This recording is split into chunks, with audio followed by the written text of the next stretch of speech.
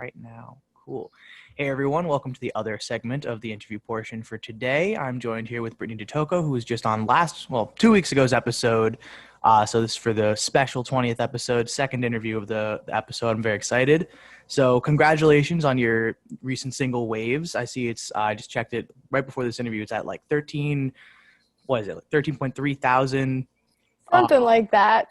Awesome. So what was the Thank you. process like? I'm sorry, what was that? What was the story behind Waves? What was the recording process like? Yeah, okay, so, awesome. So it's so interesting. So I was writing I've been struggling a little bit to find my sound, I think, when I was in school. So I had written a song before this that was kind of inching towards this kind of sound. And I remember playing it in this thing like called a master class. So I played it for one of my professors, and she was like, this is like kind of ska. She's like, you should go kind of push more in that ska direction. And I never really thought to do that, even though like my favorite band is No Doubt, and so I kind of have sort of those like ska roots sort of. So I wanted to sort of push more towards that because I wanted to write, like I do a lot of rock stuff, as I know you saw I'm in a rock band and everything. I wanted something a little bit groovier, like a little more fun. People could, a little lighter, So I started writing that. And we recorded the whole thing over quarantine right in March. So my boyfriend produces all my stuff, and he recorded guitars. We hired this guy named Jake Albee, who's an incredible drummer, to play drums and to play keyboards on the song. I did all the vocals and rhythm guitars in my house with my little Audio-Technica mic, and here we are a couple months later, and I think it sounds okay for having been recorded all completely separately. I think it sounds better than it's my show. I'm actually on my Audio-Technica mic right now also. But yeah, no, I think the production quality of that track is like very impressive. I mean, I know I listen to every song I put on the show before I put it on, but I genuinely mean it when I say like that is like yours is one of my favorites, because I have a very soft spot for ska and my music taste too. So That's awesome. my favorites too. So I listened to once the horn section kind of kicked in, I was like, this is yeah, the horn sold it to you, I heard. It did. That's awesome. So it's actually funny. Those are live horns too. Oh, really? That was one of my questions.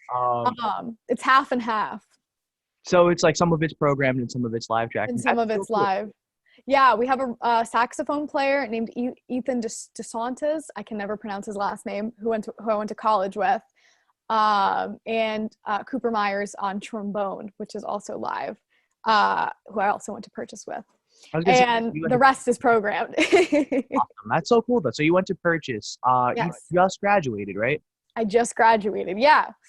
Amazing. I wanted to ask, where in New York are you from? I am native. Can you say, are you at liberty to say on your podcast?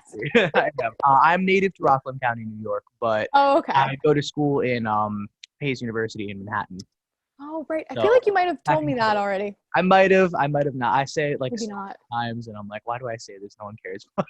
No, I care. That's really close. That's close to where I live. Not super close, but it's like 30 minutes. Yeah, I mean, Purchase is it's like just over the bridge for me, so that's awesome. Right. My old guitarist who was in my band prior to quarantine actually goes to Purchase currently. So I was like, oh, okay, cool. Another Purchase musician. Maybe I know him. Huh? I don't know. He would have been a freshman last year, so Nick Spatero. No, I might know his face. You might. Yeah, he's a big he's into like production stuff. But awesome. So yeah, it actually, speaking of production, and I'm gonna go more into promotion. Yeah, sure. It's actually crazy. I've seen your account on my TikTok for you page times, and I think I actually have one saved to my camera roll, because there was like you did like a music marketing tips thing, and I saved it, and me and my bassist looked at it, and I'm like, we need to do this. Yeah. So is TikTok like a side hustle thing, or is it just like a for fun thing? Because like you make some very like informative TikToks. Thank you. I would say it's a little bit of both. I am a very big believer in sharing what you know with other people, because I think that that's how the music industry, I would say that's how artists grow as a whole. That's how we all as musicians do better, is when we're all sharing bits and pieces that we know. So I don't know everything about music marketing, but I do know how to get my music on streaming platforms. I know a little bit about copyright, and I know about music theory and things like that. These are my pieces of the puzzle that I have a few ideas about. And so I really want to put them out there for other people to find where it might be able to help them, because there's a lot of other people out there that put information out there for free that are helping others. And I just have always admired people that do that. For example, there's this one YouTube channel called Indie Music Academy, and it's run by this guy, Ryan Wachzik. I feel like I'm butchering his last name, but he posts so many videos just of free information about the music industry and stuff. And I've always been able to find things that I needed off of that channel and other YouTube channels and stuff. So part of it is me wanting to do my part in helping people. I don't get like any money from TikTok. At the same time, it is a really good way to promote your music. And I don't really feel bad asking my followers on there to take a listen to my music when I put stuff out, because I know that I'm doing things to help them too. And so I feel a little bit less bad asking when I'm making other content for them. But yeah. The most way to promote, for sure. Yeah, it's the best. I mean, I'm not huge on TikTok by any means. But at the same time, never in my life have I grown my Instagram account by this much in such a short period of time. I mean, I started doing it at the end of April. And it's not a ton, but I mean, it's people that resonate with my message, my music. And so I think that I don't need a huge number of people following it to inspire me to keep doing it. No, that's awesome too. Like I'm very much in the same boat, because I kind of hopped on TikTok I think in March, like just when we got sent home from lockdown initially, and I'd made a few TikToks that blew up, and I'm like, oh, okay, like I'm not massive on this account by any means, but I have like, all of a sudden I have like a bunch of people that like all of my stuff like frequently. That's so cool. Exactly. And those people are, what matters. Because you could have, you could have 20,000 followers, you could have 100,000, a million, but what matters is those people that are actually going to take the time to watch. Those people that are actually going to go off of TikTok and stream your stuff, 100%. Listen to your podcast. So yeah, it's kind of the same thing. So what did you major in at Purchase? I'm curious. Yeah, I majored in studio composition, which is basically it's like a composition program, but the focus is really on modern songwriting and production. So that's like, kind of like writing music that's going to do well in the modern age. Yeah, it's like writing, I would say that it's basically like a songwriting program, because you learn things that apply for the most part to genres in popular music. So not just necessarily pop music, but any in that big overlooming category of popular music: rock, country, pop, hip hop, R&B, like all of those things that, the average, most people listen to. You wouldn't really consider classical music to be, I guess you could consider it to be, sort of popular music, but the focus was never on that, like classical composition. So it was a cool program because it's very centered on what you're working on, which I love about that program. The worst thing about that program is having to try and explain what it is when you apply for jobs.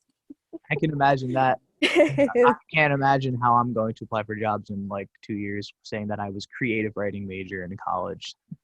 Creative writing is a great skill to have, though, and it's got so many, I think you're going to be totally fine. I'm hoping. I genuinely am. No, you'll be fine. And it seems like you're very extremely driven, so I'm not worried. So I'm gonna go way back in your story here. What kind of got you into music? Where did that journey kind of begin? Wow. Okay. Wow. So like the very beginning. Yeah. Okay. Like when I was really little, like I would say like 2-ish years old, I was obsessed with Britney Spears, and I always thought I was gonna be like a pop star. And then when I was in like kindergarten, my mom started me out in like a theater. We had this really small theater group in my hometown that I used to do. I did all throughout my childhood, which was great. So I was really into musical theater for a long time. And then I found my way into rock music. And I guess like like emo music. Like I loved My Chemical Romance when I was in like middle school, and I really wanted to start a band, and I got into a band that played a lot of covers in high school. And then I wanted to start writing original music. So after that first band had broken up, and at this point I was probably like 15 years old or 16, I my school was having a fundraiser event, and I wanted to get together a band to play this fundraiser. So I had asked a couple of friends to play, and we ended up having pretty good chemistry. So that ended up becoming Augustine through a long series of transitions. It's not all the same people involved, but me and the lead guitarist started that project and kind of kept the project going. So that's how I really got into that. But I was always really inspired by rock music because I really enjoyed the live performance aspect of it. Sorry if that was really long-winded. No, that's totally cool. I completely encourage long-winded answers to these questions. It's totally long-winded. But yeah, so what instruments do you play for the band? I'm curious because you sing, and do you play guitar on the track too? I play guitar on my track. I play rhythm guitar in my band. I play on like some of the songs. I'm not like an incredible guitarist, but you know what? I'm good. I'm good enough to play rhythm for my band, and that was always my goal. I was like, I just want to get good enough that I can hold the guitar and look cool and play along with my band. So yeah, I don't play on any of the Augustine tracks. Who knows? I might when we do the next album. But this one was recorded, I think, we started the recording process for that last album that we put out like 2 years ago or something. I've only been playing for like 3 years. And I play rhythm on the track that I just put out, and I play rhythm on, I think, almost all of the tracks that I'm going to put out that I'm working on for the EP. So that was a big accomplishment for me, myself. I was very happy that I got to do that. You know, not to quote him as this one of the wisest people in music, but I do say he's a significant one. Kurt Cobain basically said, once you know the power chord, that's basically all you need to start playing music. So yeah, I agree completely. Wise words from Kurt Cobain. Yeah. You don't need to be amazing to enjoy learning, to enjoy playing. I mean, and you don't need to know a lot to have, you know, a certain degree of musicality, if that makes sense. So yeah, I mean, for me, it's like I'm still working as hard as I can to get as good as I can as as you know, somebody that started to learn a little bit later. But I'm not going to let anything hold me back from playing with people and having fun with it. So and, you know, that's like the biggest teaching point too. You know, you can learn, you can study theory all you want, you can take a lot, right. But I feel like playing with people who are better than you is the best way to learn. That's what I do. Like my band is all people who are way more talented than me. It's always like sure, that's no, but I love it though. It makes me want to be like a better musician too. Like absolutely similar for me with like with my current band, because my drummer and I were in a band in high school, and then he and I stayed together, and it's the current band now. And like people have came and went, but yeah, like he's always been like just a million times out of my league, and I'm like, why do you waste your time with a power chord punk guitarist like me? And now I'm like, oh, cool. Now I know theory. So it's definitely, I stand by like learning through jamming is one of the most like valuable teaching points for sure. I agree 100, like 1,000%. I think that when you play with people that know things that you don't know, it keeps you motivated. You're always learning from each other, which is probably the thing that sucks the most about not this whole pandemic thing and not being able to play with other musicians as much, or play with as many musicians. But I would also say that I think having a duo, like, you know, a power chord punk guitarist along with somebody that knows that maybe plays more complicated stuff, sometimes you need two people on the opposite ends of the sphere. And I always like because you know what, sometimes you need someone to say like it doesn't have to be that complicated. And also, you know, I think that a certain degree of, I'm going to say the word sloppiness, but I don't mean sloppiness. I mean like a little bit, sometimes when things are a little bit less polished, they actually resonate with more people. And one of my favorite, I'm a big fan of Jack White, like all of his stuff. but he's got this project called The Raconteurs, and he always says that, you know, he writes with this other guy, Brendan Benson, who's also incredible. And he always talks about in his interviews how like Brendan Benson's the perfectionist, and he's like the I'm just gonna write it and like this is, you know, this is what it is, like, and how well they balance each other out. And I think sometimes having people that play, you know, more simple things with people that play complicated things actually can create a really unique sound. That's like, it's very true too. Like I 100% agree with that. It's My like, spiel. no, it's a good spiel too. I'm like in 100% agreement with it too. It's Yeah. because I'm very much more on like the simplicity, I think, side of it. I'm very much like, I'm gonna put 3 chords in a song, I'm gonna write lyrics, and now make it sound complicated. Do like the impressive stuff. Exactly, because I think that there's something so great about a blend of complex and simple. And also not everything, you know, some songs can be really simple, some songs can be more complicated. There's a million different ways to make a song unique. And you only need one aspect of the song to give it that little, you know, that little I guess shimmer of you know, of uniqueness. You know, it could be in the arrangement, it could be, you know, you could use the same 4 chords and make it sound a billion different ways. So, you know. So we got No Doubt and Jack White too for influences. What else is like a big influencer for you, or Oh goodness. artists? Okay. Recently I've been really loving, I'm gonna sound like such a basic girl when I say this. But I've been really loving this album out. It came out last year by Joe, like DJO. And it's straight up the guy that plays Steve in Stranger Things. Why can't I remember his name? Joe Keery. But I'm not kidding. It's like such a good album. I really like Nothing But Thieves. I'm a big fan of Fiona Apple, is a big influence on my songwriting, I would say. She's the one that made me want to start putting like pianos on my songs, like having piano parts and keyboard parts. So yeah, and I love her new album, is like so good. And I think she hasn't come out, I might be really stupid because I might be saying something that's completely unfactual. I'm pretty sure this was her first album in like a long time. And it's chef's kiss. So good. I'm trying to think what else. I was always really into like classic rock. Also love Guns N' Roses. Like I love Slash. I can't play like Slash, unfortunately, but his solo stuff is really good. Huh? Neither can I, but I'm with you. We'll get there one day, right? Yeah. I'd say those are probably the main influences at the moment. It was an Alanis Morissette cover on your Instagram. Oh yeah, she's great really too. good, by the way. I was very impressed. I was like, that is a hard artist to cover. Thank you very much. Yeah, she's another one where I have a thing for unique voices. And like I find that a lot of my influences have like voices where you hear them, you're like, oh, that's this person. Like you just know. Yeah, you can just tell. You know, there's so many good singers out there that it almost gets to a point where it's like everyone's almost too good for their own good. Which, you know, like I said, there's a million different ways to make things sound unique.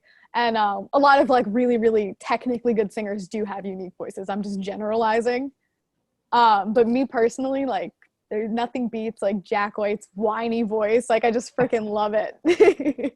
No, I'm with you there. I'm a Blink-182 fan, and like, the same reason people hate his voice. I'm like, but I love that. Oh, yeah. It's like 2 voices that like super distinct. A lot of people don't like it, but I'm like, I fuck with that. Like, give me that weird slur on like grunge songs. That's like my favorite thing in the world. Like Alice in Chains. I love Alice in Chains. Oh no, another one of my favorites. I can't believe I left this out of my influences. Like Stone Temple Pilots and Velvet Revolver. Totally with you on that. I think it's Scott Weiland's birthday today, actually. Is it really? Wow, that's weird. He would have been 53. And honestly, one of the, like, I would say the worst just like losses to music in recent years, because like probably one of my biggest influences on the way that I sing.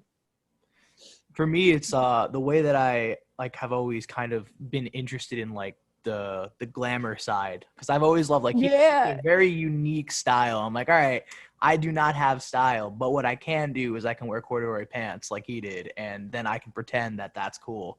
Absolutely.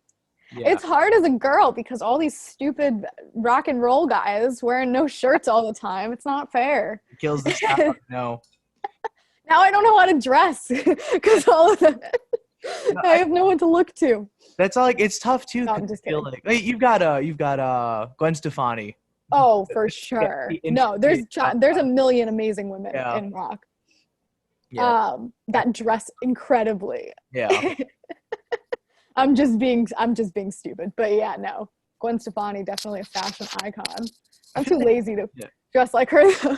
Yeah, there's a lot that goes into when she dresses up for shows. It's like that's tough for me too. That's something I always struggle with because I'm like the music aspect is definitely like the massive component of it. But there's also Yeah. like when shows are a thing, not in the current state of Yeah. the world. But it's like like dressing is like so important too. And that's one of the things I always feel like the last show I played is being like cargo pants and a green Hawaiian shirt, and I have to sit with that knowledge for all of time. Like every next like post I see. Until the next show. I know. Like if I knew that that was gonna be the last one, I would have at least worn like a jacket or something. Damn. Yeah, image is definitely one of the things that I would say that I struggle with the most in terms of being an artist is like dressing up for things, or wanting or finding a unique look or style has always been something that is just to me a little bit just like I get like I put too much time into the music end, the content creation end, and then I try and figure out how I want to like dress for stuff, and I just like have no energy left. Yeah, that's like I'm completely the same way because I'm like, all right, I have Absolutely. 3 pairs of pants and they all look Yeah. the same. It's too bad I'm like not more grungy because the grunge look is just the So easiest. easy, I know. It's just the- Flannel and the t-shirt, and that's all you got to worry about. I try that, and then I'm just like, oh man, my music changed. I can't do that anymore. I know, isn't that the worst? Of like, well, this doesn't really represent my music, but I mean, I guess this is what we're going with. What we're going with, yeah, it's like, all right, I'm gonna have the '90s babies listening to my music about very much being a Gen Z kid. It just doesn't work. Yeah, that's fat. Yeah, that's very funny. But so this is gonna bring me to like my last segment of this interview. Absolutely. So you mentioned you have an EP coming up. What's I do. going on with the EP? Are there anything you could talk about as far as stories go with recording it? When to Ooh. expect it? Okay.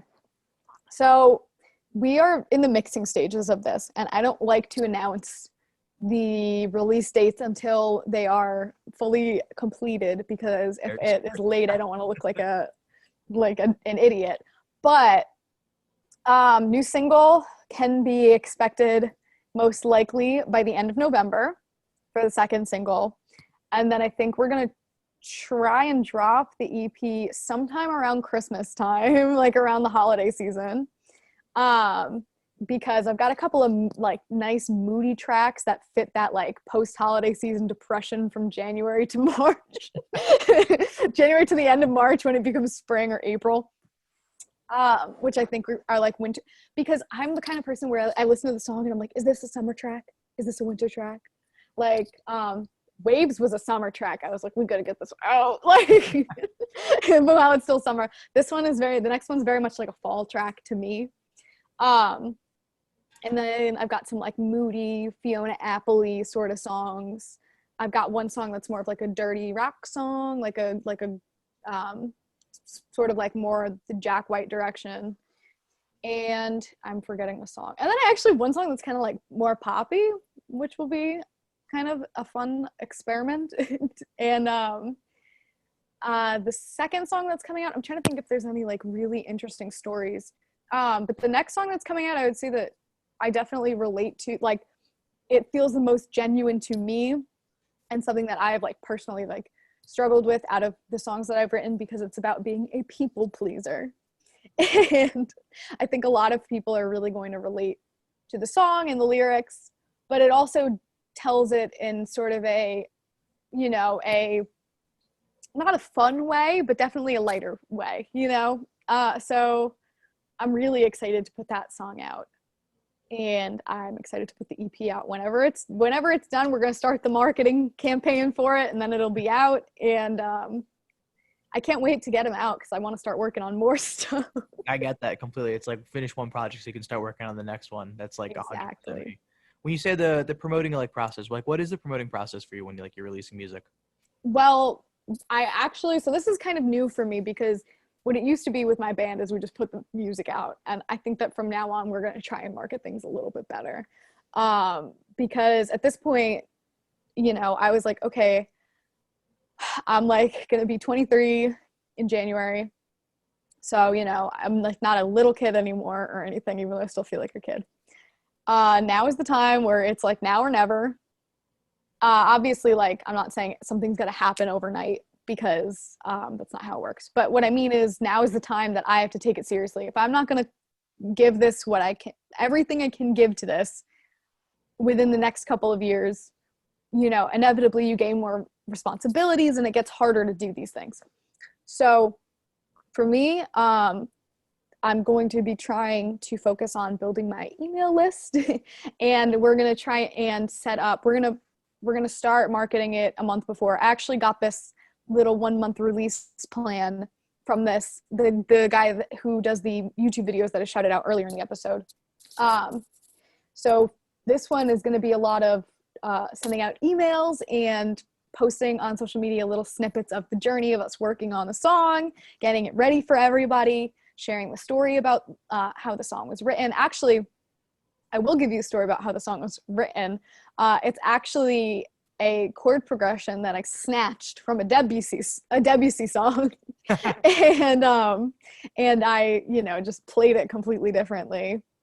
And you know, you're allowed to do that because one, he's dead, and two, you can't copyright you can't copyright progressions.